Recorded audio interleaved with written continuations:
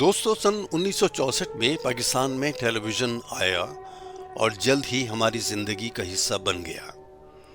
معمولات زندگی بدل گئے، سوچ کے زاویے تبدیل ہونے لگے۔ اس تبدیلی کے پیچھے سب سے اہم کردار پروگرام پروڈیوسر کا تھا، جسے کہا گیا تھا کہ وہ عوام کو تفریح کے ساتھ ساتھ تربیت بھی دیں اور ان تک علم پہنچائیں۔ ہر تخلیق کار اور پروڈیوسر نے اپنی میلان طبع کے مطابق اپنے شعبے کا انتخاب کیا۔ News, current affairs, sports, drama, موسیقی اور ڈاکومنٹریز میں پروڈیوسرز نے کمالات دکھائے۔ علمی اور معلوماتی پروگراموں میں جس پروڈیوسر نے ایک منفرد مقام حاصل کیا، اس کا نام آصف انصاری ہے۔ آصف انصاری سن 1974 میں پاکستان ٹیلی ویژن کا حصہ بنے اور ان کے اکثر پروگرام معلوماتی نوعیت کے ہی تھے۔ پشاور سینٹر سے Khyber railway, forest college museum, air force museum, مسجد محبت خان، اسلامیہ کالج پشاور اور پشاور میوزیم پر پروگرام کیے۔ لاہور ٹیلی ویژن سینٹر سے لائبریری کے نام سے ڈاکومنٹری سیریز اور اس کے علاوہ ریلوے کہانی، کرکٹ کہانی، کاغذ کہانی، پرواز کی کہانی اور ڈاک کی کہانی کے عنوان سے پروگرام کیے۔ صدر ضیاء الحق کی فرمائش پر پاکستان میں سکھوں کے گردوارے بنائی، جس کی ڈی وی ڈی وہ سکھ مہمانوں اور وفود کو پیش کیا کرتے تھے۔ کراچی ٹیلی ویژن سینٹر سے صحرا صحرا کے عنوان سے Kirthar national park, Nagar Parker, Karoonjhar اور رنی کوٹ قلعوں پر ڈاکومنٹری سیریز کی۔ اس کے علاوہ تحریک پاکستان اور علامہ اقبال پر بھی بے شمار پروگرام تیار کیے۔ 1990 میں 7 دن کے نام سے ایک پروگرام تیار کیا، جس میں اس تاریخ کو پیش آنے والے واقعات کو ڈاکومنٹری کی صورت میں پیش کیا گیا تھا۔ آصف انصاری کا سب سے مقبول پروگرام ٹی وی انسائیکلوپیڈیا تھا، جس میں الف سے یہ تک مختلف عنوانات کا احاطہ کیا گیا تھا۔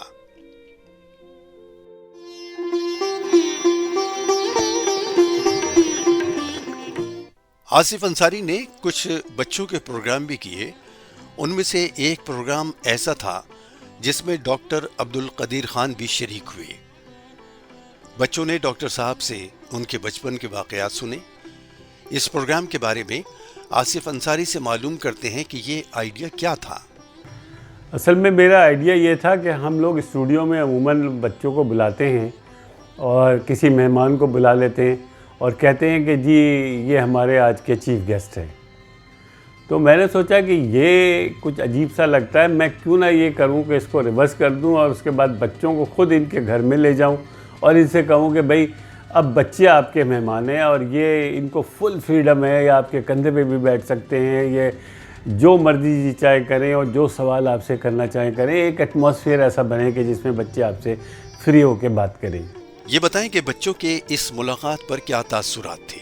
تو بچے تو بے انتہا خوش تھے اور ان کی تو ایک قسم کی عید ہو گئی تھی کہ بھائی ڈاکٹر صاحب سے ملنا، اتنے بڑے آدمی سے ملنا اور اس سے سوال جواب کرنا، اور پھر ڈاکٹر صاحب نے بھی ان کا اتنا خیال رکھا کہ ان کو بعد میں ان کی بے انتہا خاطر تواضع کی، جس کو آپ کہتے ہیں نا آج کل ہائی ٹی کا انتظام ان کے لیے کیا تھا۔ تو ڈاکٹر عبدالقدیر خان سے بچوں کی اس ملاقات کا یقیناً اگلے روز اخبار میں ذکر بھی ہوا ہوگا۔ خیال بالکل ٹھیک ہے، جنگ اخبار کے پہلے صفحے پہ اس کی خبر چھپی ہوئی تھی اور اس میں تفصیلات دی ہوئی تھی کہ بچوں نے کیا سوال کیے اور انہوں نے کیا جواب دیے، اور اس کو انہوں نے کافی سراہا تھا۔ پی ٹی وی کی انتظامیہ کا اس پروگرام کے بارے میں کیا تاثر تھا؟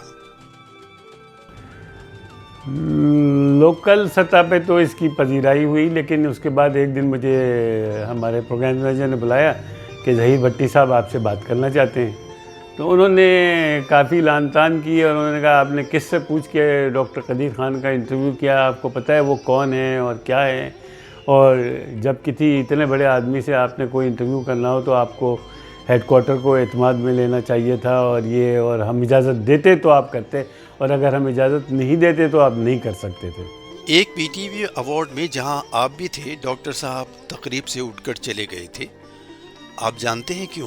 ایک مرتبہ میرا پی ٹی وی ایوارڈ کے سلسلے میں اسلام آباد جانا ہوا، تو پی ٹی وی ایوارڈ میں میں نے دیکھا کہ ڈاکٹر قدیر صاحب چلے آ رہے ہیں، تو میں نے کہا بھئی یہ تو بڑا اچھا موقع ہے کہ ان سے اسی وقت تھوڑی بہت گفتگو ہو جائے گی اور ان سے طے ہو جائے گا کہ ہم دوسرے یا تیسرے دن ان کے گھر جائیں گے اور اچھی تھوڑی سی گفتگو کریں گے۔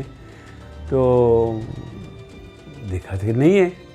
اچھا، پھر اس کے بعد میں نے یہ کیا کہ صبح کے وقت جب میں جا رہا تھا تو شوٹ کے لیے، تو میں نے ان کو فون کیا، میں نے کہا ڈاکٹر صاحب آپ مجھے وہاں نظر نہیں آئے، تو لہٰذا میں اس لیے فون کر رہا ہوں کہ میں 5 بجے میری شوٹ ختم ہوگی نیشنل آرکائیو سے، میں سیدھا آپ کے گھر آ جاؤں اگر آپ چاہیں تو کہہ لیں ہاں بالکل آ جائیں اور میں آپ کو بتاؤں گا کہ کیا ہوا۔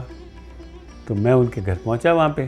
اس کے بعد ڈاکٹر صاحب سے جب میں نے پوچھا کہ آپ کہاں لاپتہ ہو گئے تھے ایوارڈ والے دن، تو کہہ لیں ایسا ہوا کہ میرا آفس کیونکہ پرائم منسٹر ہاؤس میں تھا، تو وہاں پہ شیخ رشید صاحب تشریف لائے اور انہوں نے مجھ سے بڑا اصرار کیا اور کارڈ دیا کہ ڈاکٹر صاحب آپ کو آنا ہی آنا ہے، کوئی بہانہ نہیں چلے گا۔ تو میں اس لیے پی ٹی وی ایوارڈ کے شو میں چلا گیا۔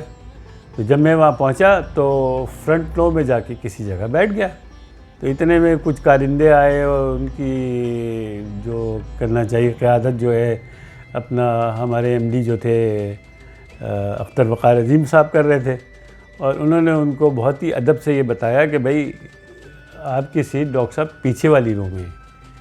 تو انہوں نے کہا اچھا۔ تو اس کے بعد انہوں نے کارندوں سے پوچھا کہ بھئی یہاں پہ کون بیٹھے گا، تو کہہ لیں یہاں چیئرمین، ایم ڈی اور کچھ منسٹرز وغیرہ بیٹھیں گے۔ اچھا، پھر ایک کارندے نے چپکے سے انہیں یہ بھی بتا دیا کہ یہ ہدایت ہمیں وزیر اطلاعات و نشریات جناب شیخ رشید صاحب نے دی ہیں۔ تو میں نے ان سے یہ کہا کہ بھئی ایسا ہے کہ میں نے اپنی گاڑی کیونکہ صحیح طریقے سے پارک نہیں کی ہے، تو میں ذرا پارک کروا کے آتا ہوں اور میں پارکنگ کے لیے جا رہا ہوں گاڑی کی، اور یہ کہہ کے وہ گاڑی میں بیٹھے اور یہ جا وہ جا اور سیدھے گھر پہنچ گئے۔ یہ واقعہ انہوں نے مجھے بتایا۔ اچھا، کچھ کسی جگہ تھوڑا تھوڑا یہ رپورٹ ہوا ہے، لیکن اس کے اندر یہ ایک چیز مسنگ تھی کہ ڈاکٹر صاحب اس محفل سے چلے گئے تھے، اس محفل میں بیٹھے نہیں تھے، سیکنڈ رو میں وہ بیٹھے نہیں تھے، اور انہوں نے کافی مطلب اس کا اچھا فیل نہیں کیا اس بات کو، پہلے ایک تو اصرار کر کے بلایا، اس کے بعد یہ سلوک۔